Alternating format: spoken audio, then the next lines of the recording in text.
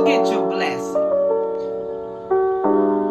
This thought comes to mind when I reflect on the story of the 4 leper men in 2 Kings 7. These men faced overwhelming circumstances. A famine ravaged the land. They had been cast out of the city due to their disease, and they were in desperate pain and hunger. It seemed like all hope was gone. But one day, one of the men rose up in faith. He didn't know that the prophet Elijah had spoken a word from God declaring by this time tomorrow there will be food in abundance. Yet his heart was stirred to act. He boldly declared, "Why sit here until we die? If we go into the city, we'll die there. If we stay here, we'll surely die. Let's take our chances and go to the enemy's camp. What do we have to lose?" Instead of giving into their dire circumstances, these men chose to step out in faith. And as they walked towards the enemy's camp, God moved miraculously. The enemy army heard a sound from heaven like an approaching army.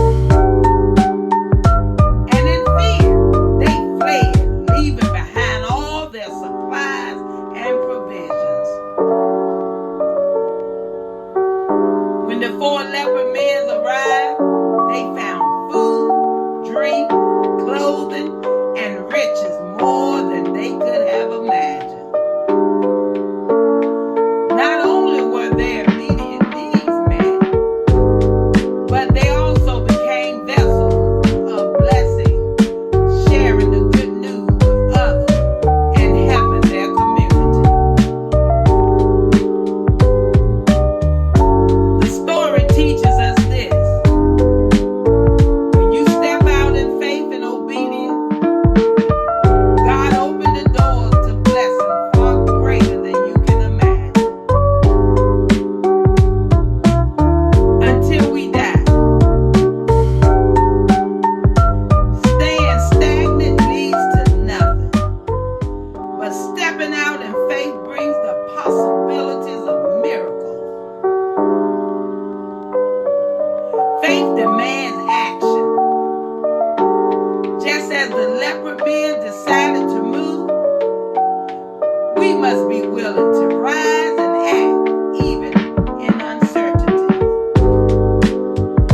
God honors even the smallest steps of faith. He amplifies what we do in obedience, creating breakthroughs that only He can orchestrate. There is abundance waiting. God doesn't bless us to survive alone. His blessing often overflows so we can pour into the lives of others. The question rings true for us today: why sit here? So take the steps. Trust God and go get your blessing. Let us pray. Heavenly Father, I come before you in the name of Jesus, asking that you will reveal to those listening where they need to go to receive their blessing. You are all knowing, Lord. You see every detail of their lives. Guide them clearly and specifically. Show them the path to take, the people to talk to, the time and the words to speak, and even how to present themselves.